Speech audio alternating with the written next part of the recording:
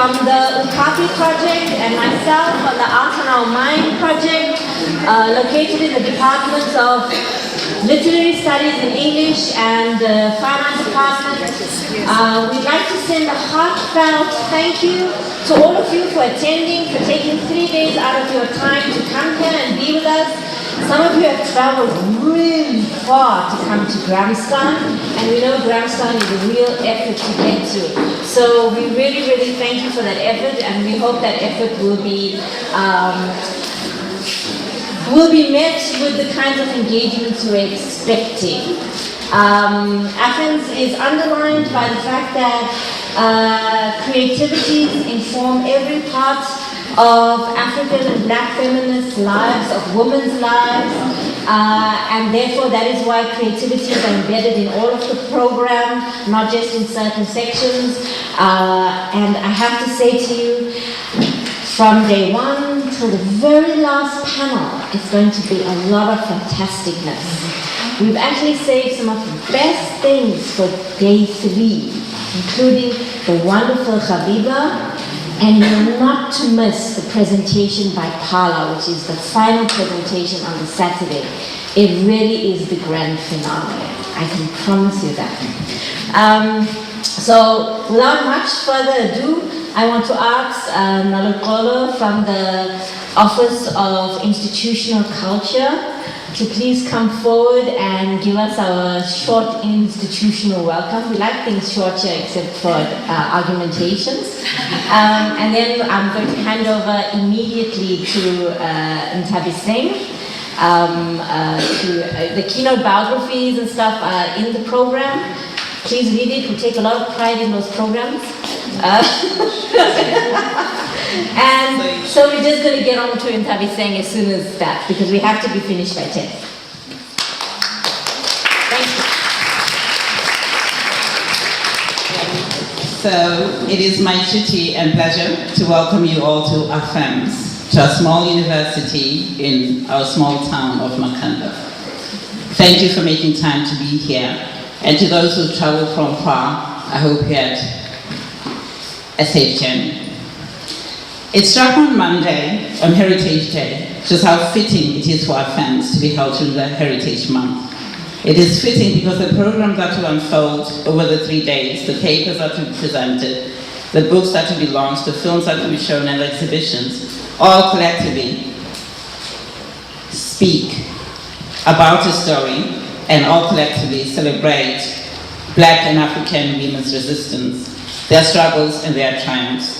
And it is also, this program, an articulation of an instance of resistance and struggle against systems, socio-economic, cultural, that oppress women. In these 3 days, in these 2 ways, the program speaks of a long tradition of resistance and struggle. It speaks of a heritage whose origins are most probably in the birth of patriarchy itself. These histories were, of course, never written.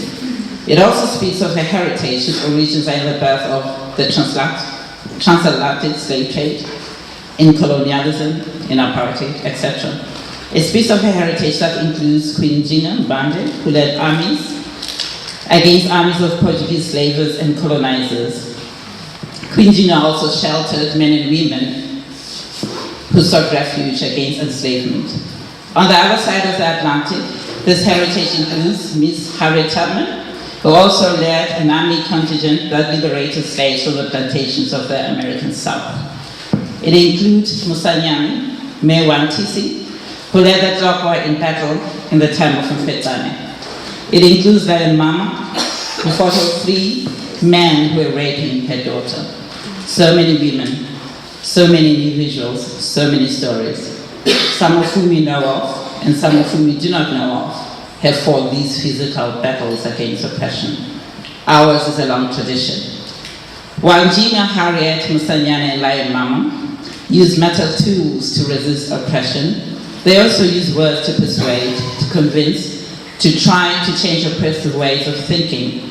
Again, countless women have used such words of persuasion, of conviction, of change, in writing, on stage, in song, in jokes, in fine art. To name the minutest number of women who've done this, and just because I enjoy rhyme, I can name Mariam Ba of Senegal. I can name Miriam Makeba. I can also name Miriam Jadi, whose books were banned by the apartheid government as soon as they were published. Ours is a rich heritage. The theme of this year's Afems is "The Mute Always Speak." Dr. Motsemme, one of the keynote speakers, is going to speak of different kinds of speaking silences, including silence as resistance, where mental tools and words are absent, and where words are deeply inadequate. Again, this is a heritage in our and others' resistance. Queen Gina's sister, Kifunji, lived with and at the mercy of the Portuguese, who were Gina's enemies. She lived silently and silently collected information to secretly send to her sister. Ours is a deep heritage. I do not mean in this short welcome address to exclude males who are part of the program. It is just that for so long, it was mainly women who spoke feminism. Today, you are all here to honor and celebrate this heritage. You are also here to contribute to and add your name to this heritage. The creation of this heritage will continue through you and through your children, as long as there are power systems that oppress Black, that oppress African, that oppress women and some men. Welcome to Makanda.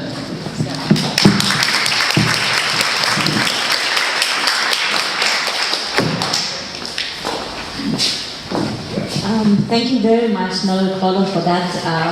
And also just a really big shout out to her office and to her for coming in at the very last minute and sponsoring us with some much needed funds.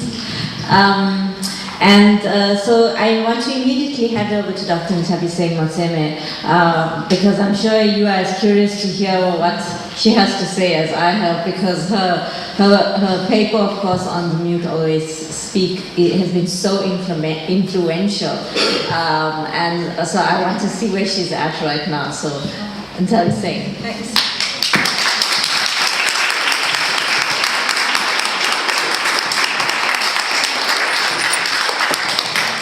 Thank you, Sharlene. Good morning. Good morning. Good morning, everyone. Lots of familiar faces.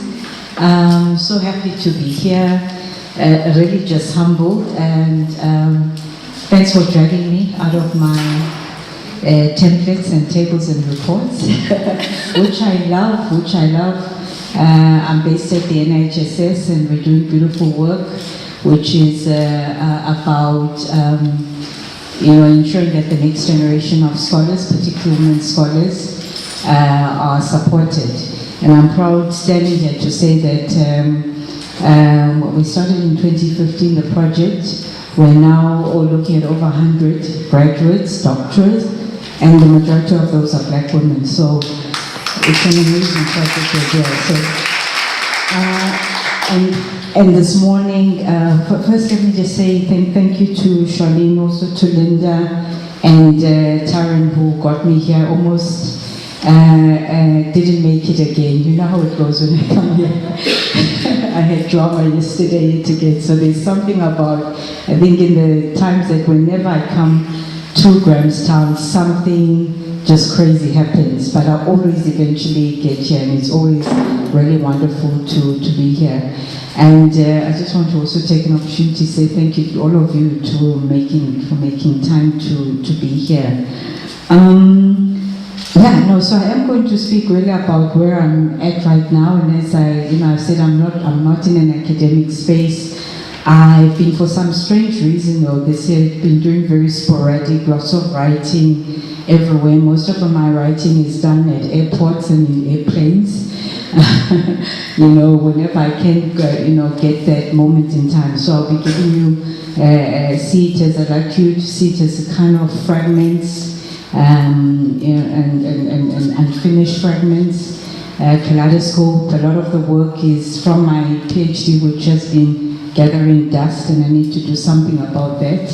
I know, Kanda's looking at me with those eyes now. And so it will be some of that, and some of it I hope will resonate with what we, around the Mute Always Speak. I think that's most probably is still the impetus that still drives me to write. I also need to say, just from the word go, that a lot of my, before I sit down and start reading, is that a lot of my work is shaped by women around me that I've grown up with, which is, first is my mom, who is an activist, a community worker. So I grew up with that as a single mom. I think a lot of what I write about is really about understanding her, it's reaching out to her. As well as the woman who raised me. My mother was a working mother, as most mothers are these days. The woman who raised me was a rural woman from deep KwaZulu-Natal, and a lot of the, I think, issues around African spiritualities comes from her, and teachings around her practices that she enacted on me when I was ill and such things. My other mother, which is my next door neighbor, where I grew up, she's a Sangoma. So I think that has had an influence growing up, watching the dances. These images are all, in my head as well. And they also sell, she makes a living selling Nthabiseng, as well as amagwi. So as you can imagine, as a child, I was there a lot of the time, getting freebies as the neighbor's child. And my grandmother is in KZN. She's one of the first women on radio, Mama Jale. So I think she was a very fiercely independent woman, who raised her 6 children because she didn't want to be a second wife.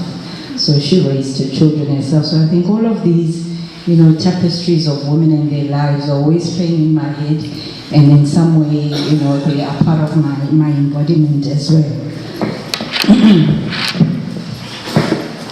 So let me go for it. I'll try to stick. I'll be looking at time and also skipping some sections. So the paper was, I called it something around death, desire, and spirituality, and reimagining African women's archives. And here's my starting point. My starting point when I write is that colonialism was principally an inscription of violence on African parts: the landscape, the seascape, the humanscape, the knowledge-scape, the spiritual-scape. And so, if, as Fanon has said, colonialism is a process of thingifications, of making us things, commodities, as Africans, and also as a set of exploitative practices, political, ideological, and aesthetic, which are also linked to hierarchical thinking, divisions of mind, body, and spirit, divisions between the sacred and circular, male and female, heterosexual, homosexual, between erotic and the sacred. Then decoloniality has to also be about, if it is all these things, thingification, it has to be about detoxification. And this is a term that I borrow from Amos Cizé. Jack Elazonga, who does work on transnational, who's a transnational radical feminist, also calls colonialism as a process of fragmentation and dismemberment at both the material and psychic level. So for me, the interest then comes in then what is the decolonial project must be about detoxification, and bodies have to be central in this understanding. It's about a sense of rehumanizing ourselves and communities. It's about what Yvette Abrams would push us first to thinking, that it's about creating a century of Ubuntu.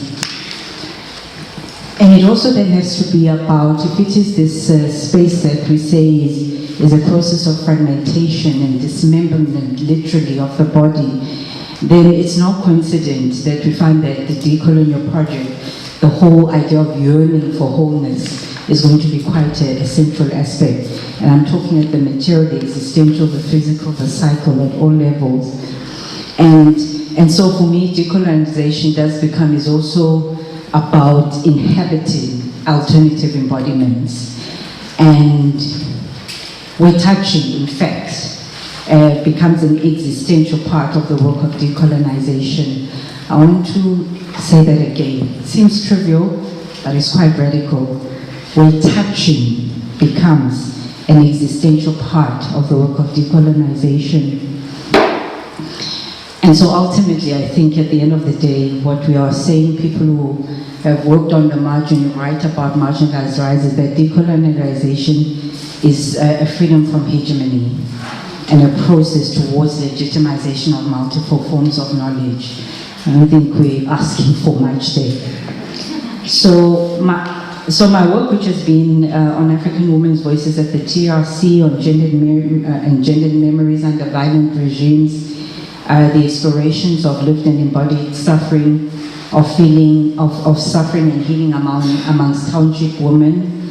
And here I went to the township where I grew up, where I explored these issues. And where I also looked at the everyday philosophies and aesthetics of survival under apartheid and democracy. And I've also done some really fun work on African cultural production, on dressing and ways of walking during freedom. And it's really, when I look at it, it's really been, the project is really about interrogating working class women, women's deep subjectivities and how they create meaning in their lives. So I'm interested really in their versions, in their visions of their lives. And for me, I take, obviously as a person who's situated in the social sciences, I take the whole project of meaning making very seriously, because to me it's an act of agency, and it's an act of rehumanization, where poor African women who have been relegated to the margins inherently understand that survival is centrally about creating alternative meanings. And Bibi knows, Bibi Bekara's work, who's done work on working class Jamaican women in Kingston's ghettos, talks about that the act of survival is actually about creating affirmations of being in the face of nothingness, in the face of denial, in the face of the threat of annihilation. It is about producing energy to derive meaning in the face of meaningless. So, for me, what I'm saying is that really when we focus our intellectual labor on exploring and understanding poor working class women's epistemic frames and ontological condition, we're then invited to they're theoretically silenced, they're marginalized, and they're forgotten memory sites, which of course are their bodies, their dreams, their tears, their sacred spaces of death, of desire, and of the sacred, of the spiritual, which I propose in a very big way actually advances a globalized theoretical framework that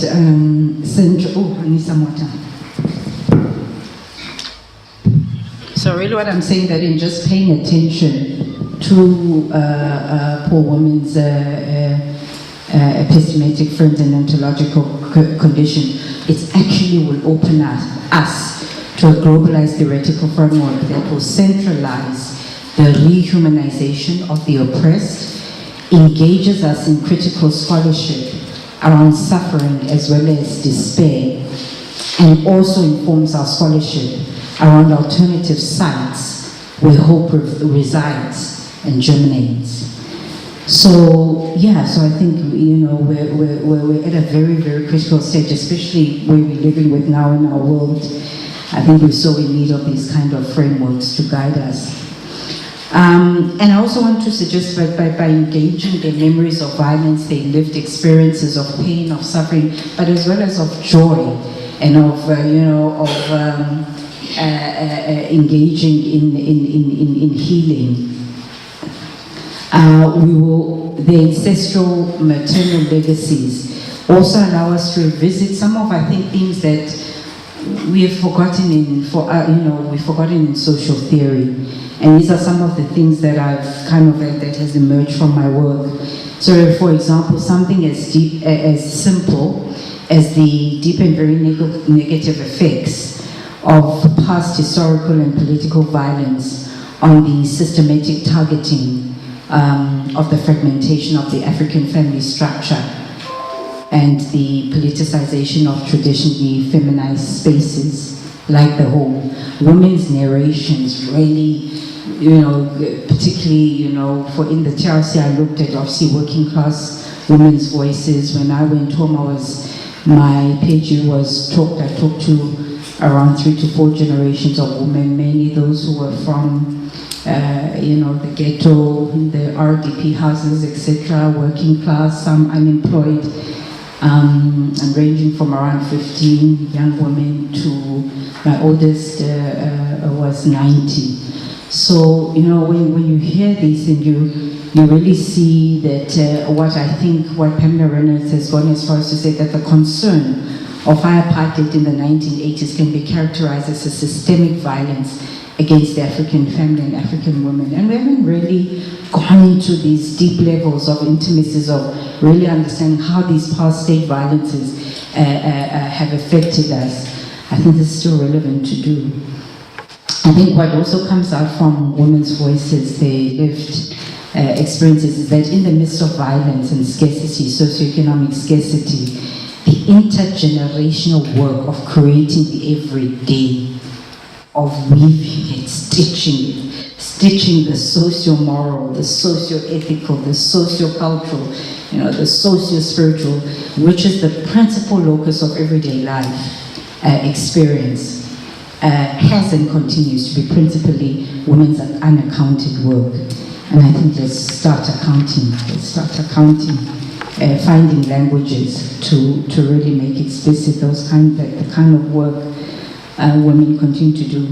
And inevitably, the under-theorized extended roles of women as defenders of family and community, the work of Sharlene on political motherhood, on the politicization of mothering for poor African women, on social mothering, being mothers to everybody on the street, to other women's children.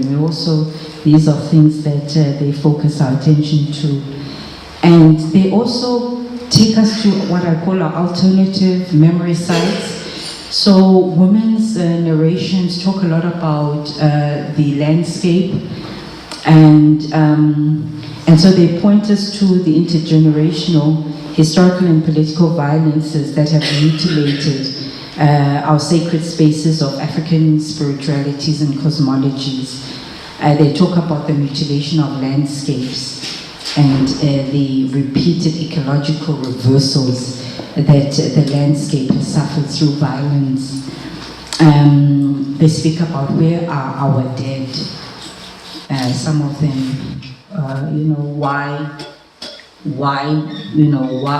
were people the search of the dead.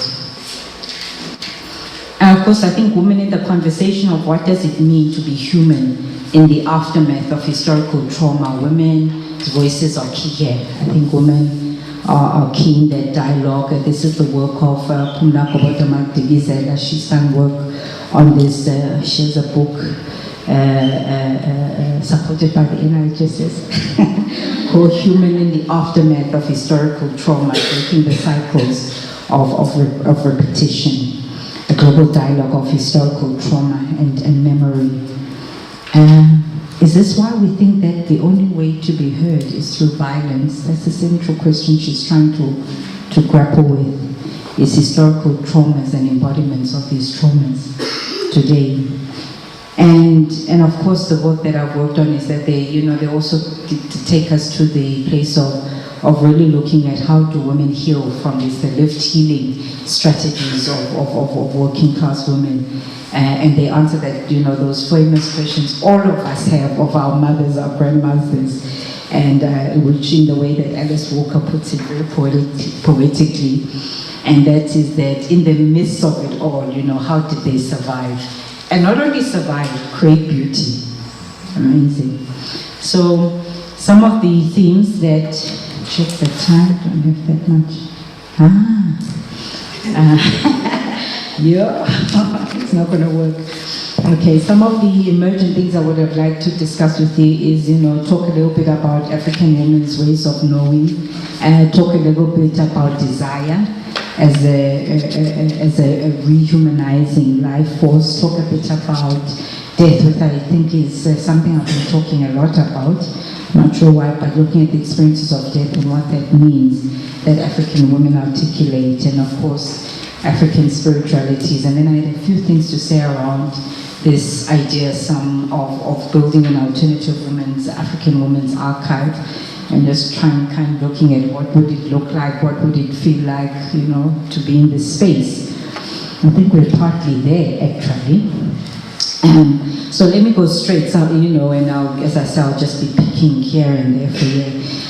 What I wanted to share around African women's ways of knowing is really some of the forms of knowledge, alternative epistemologies that come from maternal incestuous legacies, and these have to do with a lot of feminists, African feminists, and women have done work on this. But the two that I really like, which I think are so important to hold on to, are notions of survival wisdom as well as moral wisdom. So these, I think, are the, you know, what I would call ancestral maternal legacies and epistemologies. So survival wisdom is a type of knowing that is gained under specific conditions of near annihilation and forged in the interstitial spaces. It's a form of knowing how rather than knowing what.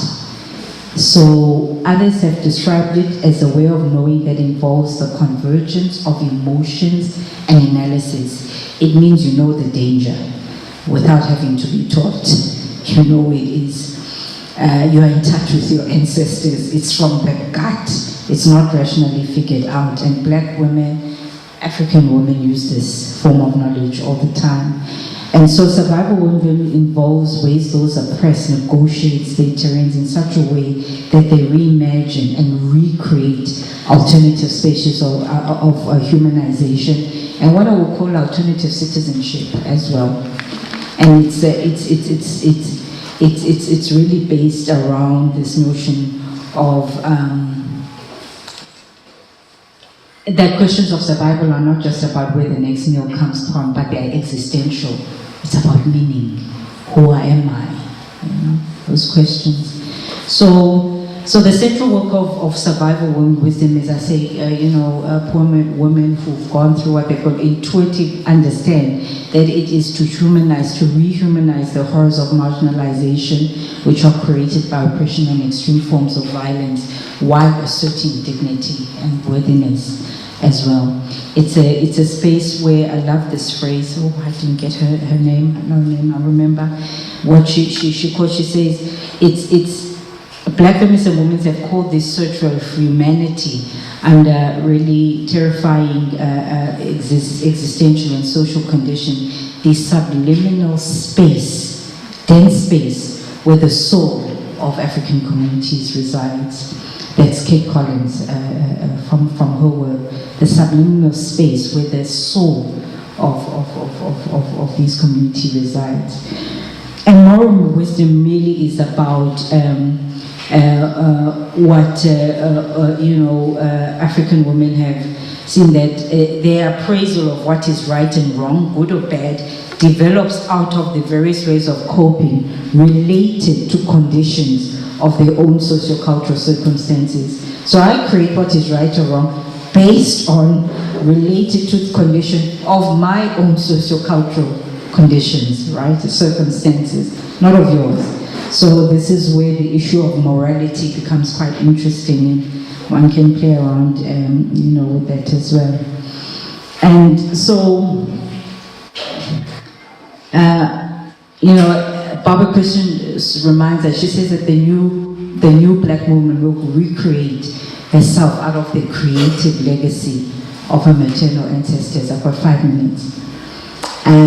For uncovering that legacy, we'll begin to find the long, questions that have long plagued us as daughters of how did they do it, how did they manage to keep their creativity alive, and the spirit that brought them through. What was that?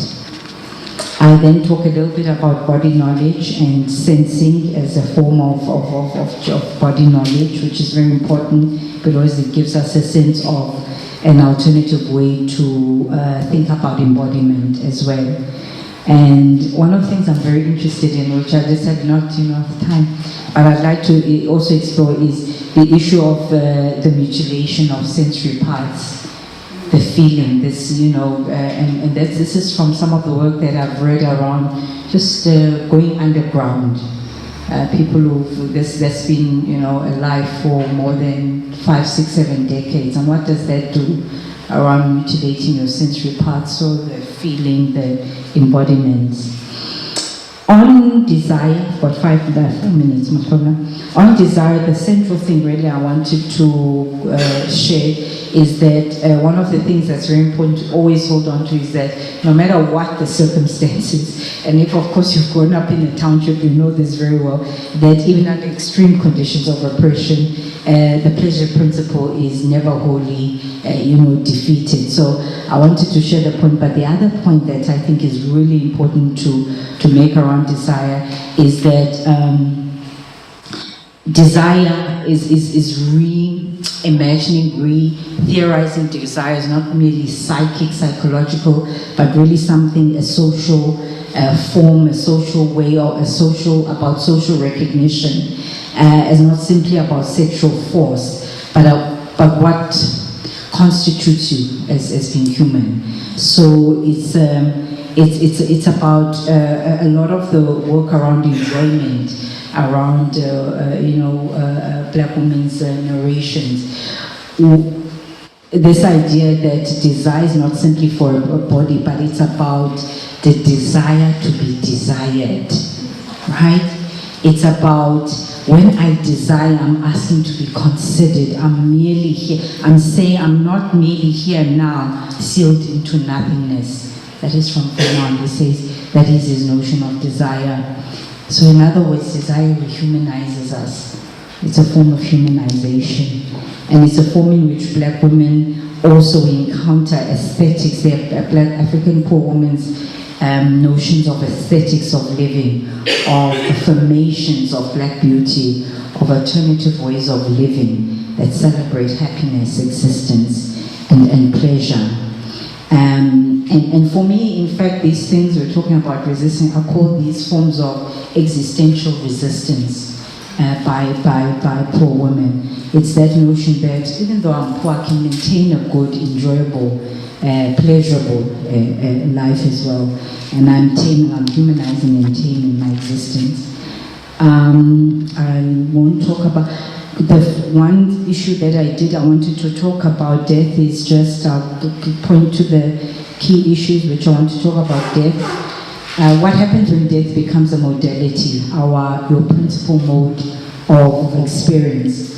Well, what happens? What kind of embodiment does that, call into being? And what does that mean, living in that condition? So I talk a bit about that. I'm also very interested in the whole issue, which I still think, if we've got political scientists, the whole issue of state culpability in death, particularly the separation of the dead from the living, which was actually an apartheid state practice, which had cosmological, which is what I'm more interested in, is the spiritual, the cosmological, the communal effects of that, and what it has done in terms of destabilizing notions of self, of wholeness, and really the imbalances around the dead and the living dead, and how that causes particular ideas around moral breakdown and etc. So really, I just wanted to make that point, and I'm going to end here. I'm not going to talk about spiritualities. I want to end on the issue of violent landscapes and death. So as I said, women point a lot to violent landscape, and one of the most, I remember talking to one of the women I've known really all my life, and she was talking, narrating issues of violence, and she says, she said to me, can you not see the blood? Can you not see the blood? So this idea of, and that's why clearing and the whole thing of cleansing is so central within African cosmological and healing concept, the issue of clearing, of cleansing. And in the long history of violence, I suppose maybe I'm being too theoretical, but what I understood is that she was saying that the earth was literally and symbolically bloodied. And so I spoke about earlier this idea of ecological reversals, that the earth needs to be purged. In ecological, all blood needs to be purged out, and this makes me think about grief, and you know, it makes me think, are we walking on our own grief? I have this thing in my head, are we walking on our own, on our own grief? And then spirituality, and the core there really of spirituality is that we need to return spirituality to social theory. It is where this is the cushion of most of poor women around the world, not just in South Africa. And if you are a woman, you're a feminist, you need to engage that terrain in all its complexities as well. And so, Reimagining the African Women's Archive. I know, I'm there. 1 minute. So, I'm not even looking at her now. I'm almost done.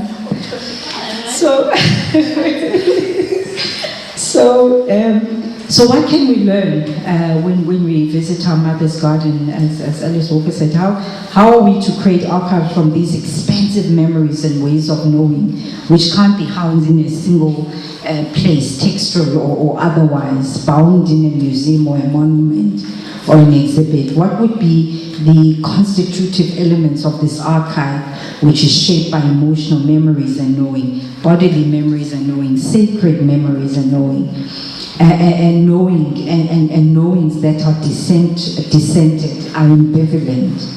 An archive which derives its form from dreams, from bodies, the senses, the lived, the spiritual, and sees them as sources of knowledge, which are all empirically valid to construct situated knowledges.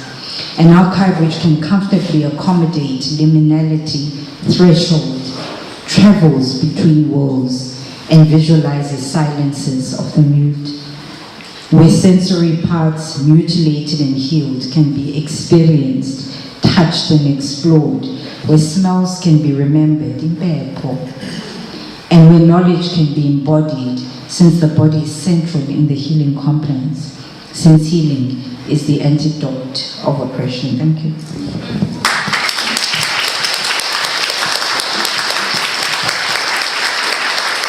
Thank you so much, Nthabiseng. I of course have 100 different questions, but this is not my time, this is your time. So we have about 10 minutes for questions, and a mic that refuses to work right now. So, go for it. Joy. I'm happy about the fact that you raised decolonization is a freedom from hegemony. I just want to ask this question: how is that possible in an academic setting where it is assumed that a black woman should not be allowed to try? And I'll give you an example that you will not like to hear. I had a surgery, came for PhD, and I lost a child. The child died in my stomach, and I was struggling to tell myself, this PhD, we will get it. Now you could see a team of some black men who fought against it, but I kept, like you said, must we go through violence? I kept struggling. I used to sleep, then wake up, tell myself, we'll get it. Then after that, I was struggling with the thesis. That's how I got to know a lot of people on campus. And then I tried again. I got this invitation to present a paper in America. Get out of here! Get your rubbish letter out of here! I kept quiet. I diplomatically, strategically, politically took my letter and told myself, I'm going to America. Of course I went, I came back. Then after that I heard something like, don't want to work with a woman. And I'm giving this experience because I feel that if I have gone through it, I have to help other female scholars to come out, because I just gave you little. There were more challenges. And every time, boom, no way, the PhD we will get. Because you talked about decolonization in academic spaces. That is what some of us, as I just gave you a little, black women go through. How do you overcome such very challenging times? Thank you. And I have a question which is, what would it mean empirically to touch a mutilated sense organ? Empirical in the sense of giving empirical recognition. That's not an antagonistic question. Yeah. What would it mean empirically to touch a mutilated sense organ? Sense? Sense organ. You talked about mutilated sense organs, ne? So I'm interested now in what would a practice of touching a mutilated sense organ be? Thank you.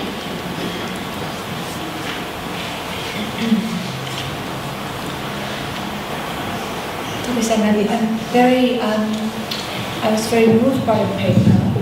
I'm very intrigued by what it means as well. Oh, thank you.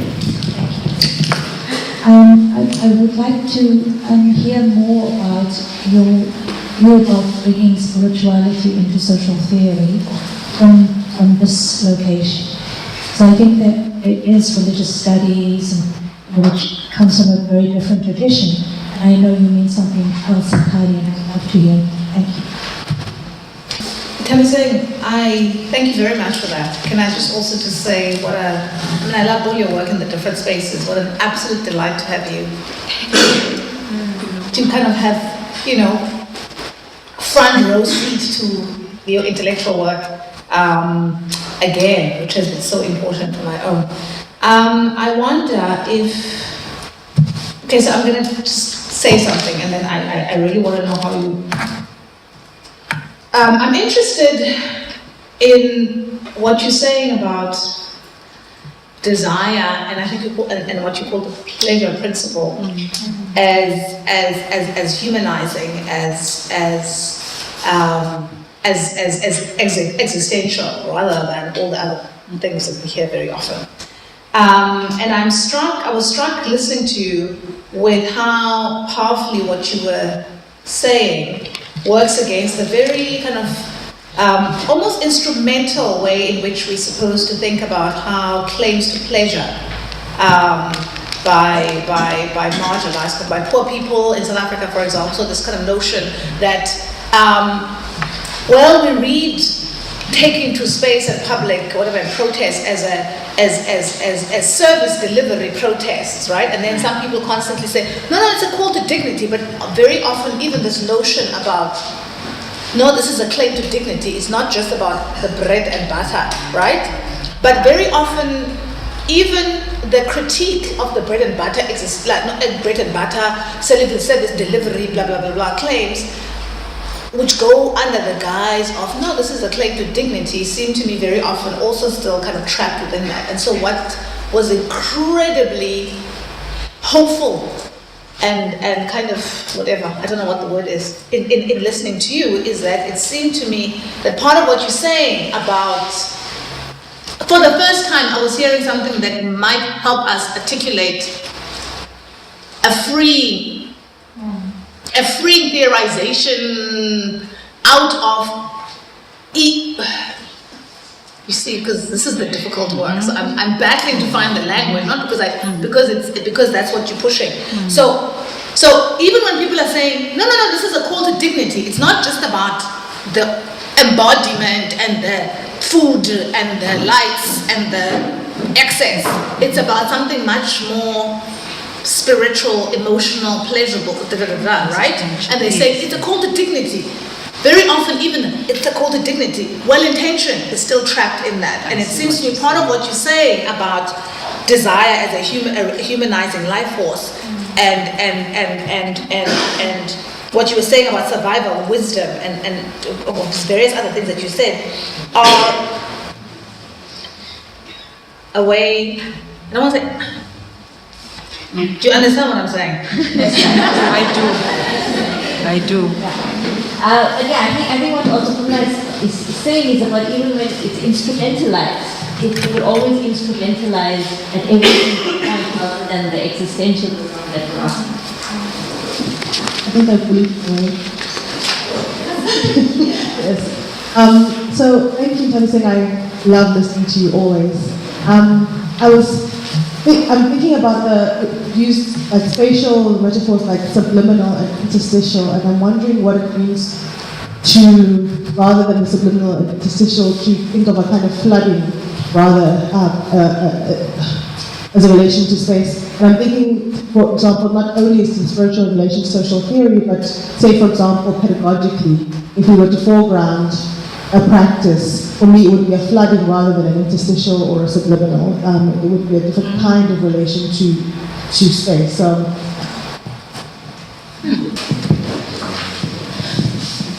Decolonizing of academia. Sure. And that's a huge one.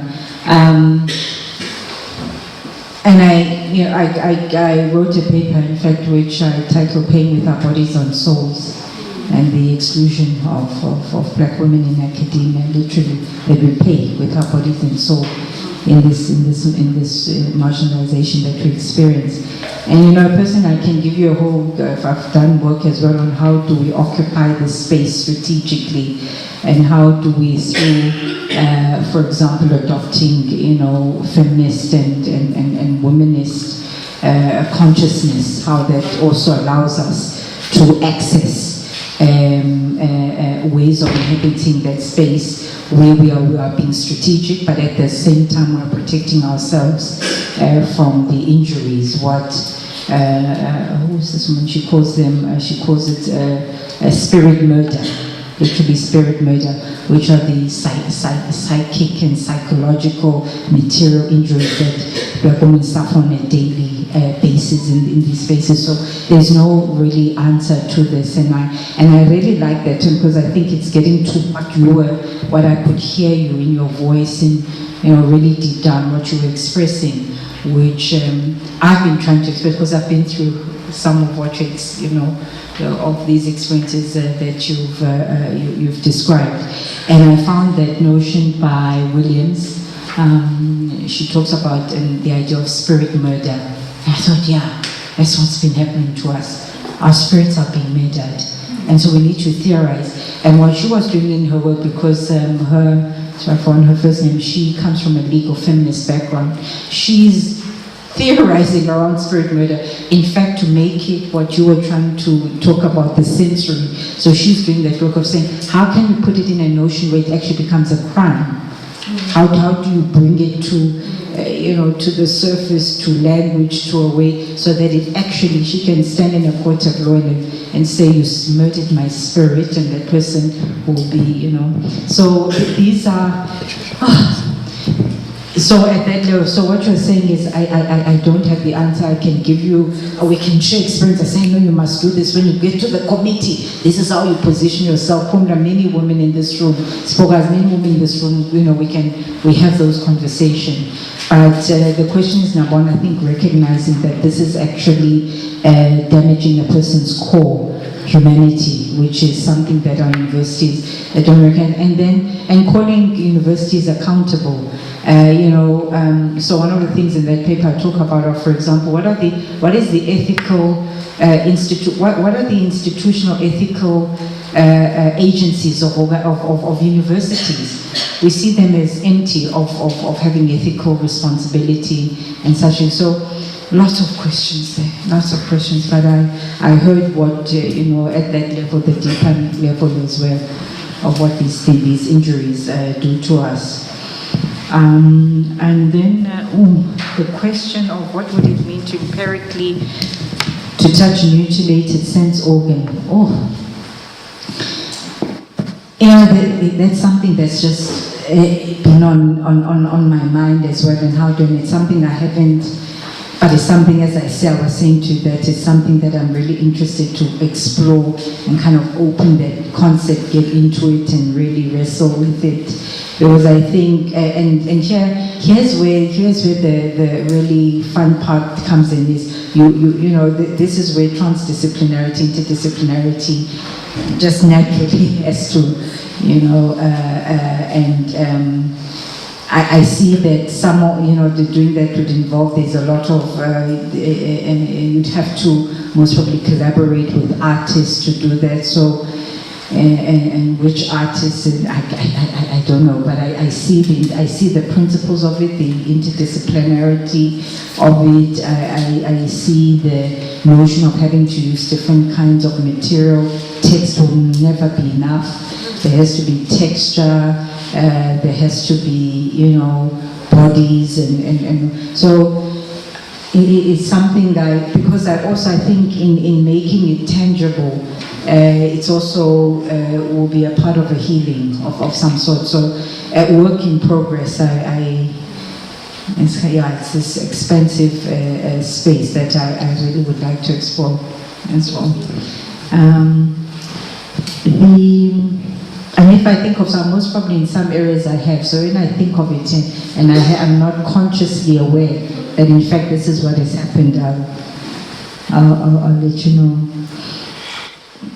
Habiba, bringing the spirituality back into social theory. When I went into back home and started talking to women about the experiences of suffering and healing, one of the last things I expected to find myself reading was African spirituality, but it was such a strong narrative, particularly amongst obviously the older women. So you had a very interesting kind of, when you generation, the younger women, there's a lot of issues around HIV/AIDS, sexuality, identities, etc.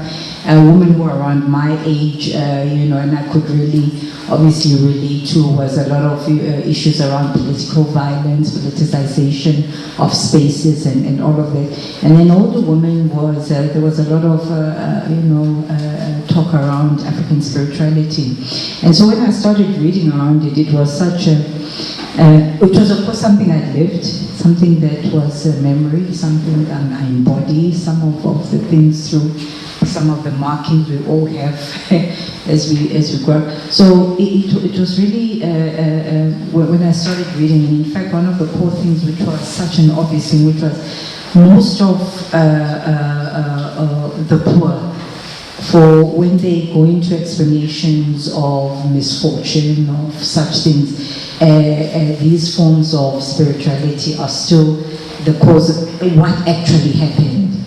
They're really the cause of explanation of what actually happened to me. They also, what you then read, when I came across, and of course it made sense, and was that this is the cushioning of element for psychic oppression, for oppression, sleep oppression. The spirituality is where many people went to kind of as a cushion to rehumanize themselves, to form an alternative way of thinking about their own situations and being. So to understand that really was in fact not even unless you think it was actually a political act. It was also around this notion of understanding spirituality as also the potency of it, because when you kind of look at the historians who are here, you see how particularly African forms of healing and spirituality were, there was an attack, and a targeted attack by empire and colonial regimes on those ways of thinking. And so African cosmologies and spiritualities, then if we also see them maybe as an epistemology, not only that, as well as also the place that houses these alternative forms of healing. So there's a whole lot there, and the Colonial Project knew very well why it targeted them fiercely. And you see, in fact, when you look, and this is around the Black world, you look at Brazil, Caribbean, etc., even here in the continent, was that at that moment of targeting by the colonizers was the essential, was where colonialism was and empire was rebuilding, and so these were forms of threat. These were seen as forms of threat. So there's just I think a lot there that we can draw and really understanding when we talk about marginalized lives and oppressed lives. So I think spirituality is a basis of epistemic resistance as well. And then Or finally, there's a point that in fact we talk about the spiritual as political as well. To see it in that way, not trapped in cultural retention. Desire is a humanizing, and Pomlarican desires as rehumanization. Some of you know the work of what's her name now? She does this work. And BB as well does work on this, on desires rehumanizing. Yes, she as well as Patricia Collins, of course, Carolyn Cooper. So Carolyn Cooper also does work on this idea of this notion of desires as rehumanization and taking it out of these entrapments. And in fact, isn't it? She also sees it as a continuity of African cultural practices, of kind of of African cultural bodily practices. So there's a whole lot there. There's a lot of body praxis that is there. There's a lot of kind of spiritual body divisions being disseminated right there. When we start looking at desire as a social force, as a force that humanizes us.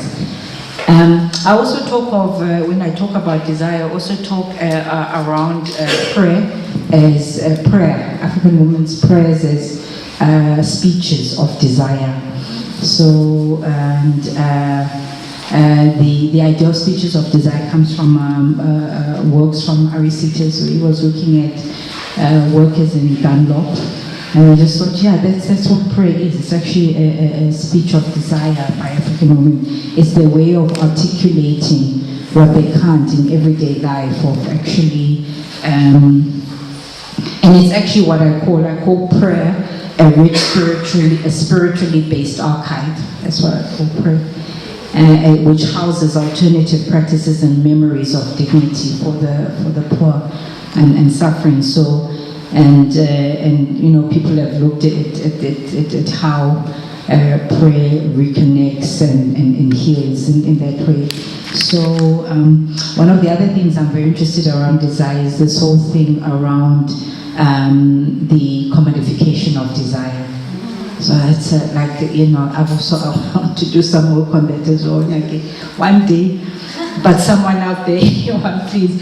So this whole notion of commodification of desire, the material basis of desire, what we now call consumer-driven desires, So these are it's obviously work which is very current. It's around how desire falls into our everyday, and how macroeconomic processes like neoliberalism actually fold into even notions of desire and so on and so forth. So, I think all of these questions are important around taking desire from this very narrow understanding into a much more social space.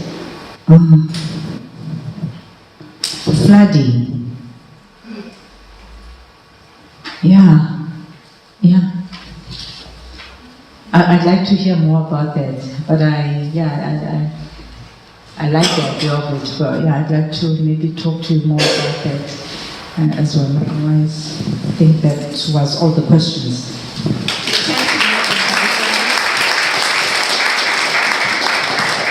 I'm so sorry that we can't take any more questions. As usual, we are running late.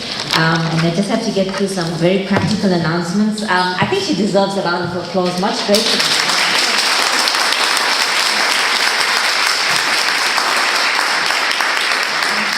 And she's inspired me now to get onto that paper on Janet Jackson and the pleasure principle. In terms of events, we would just like to highlight for today's sessions. We do have the book launches that are happening at 4 p.m.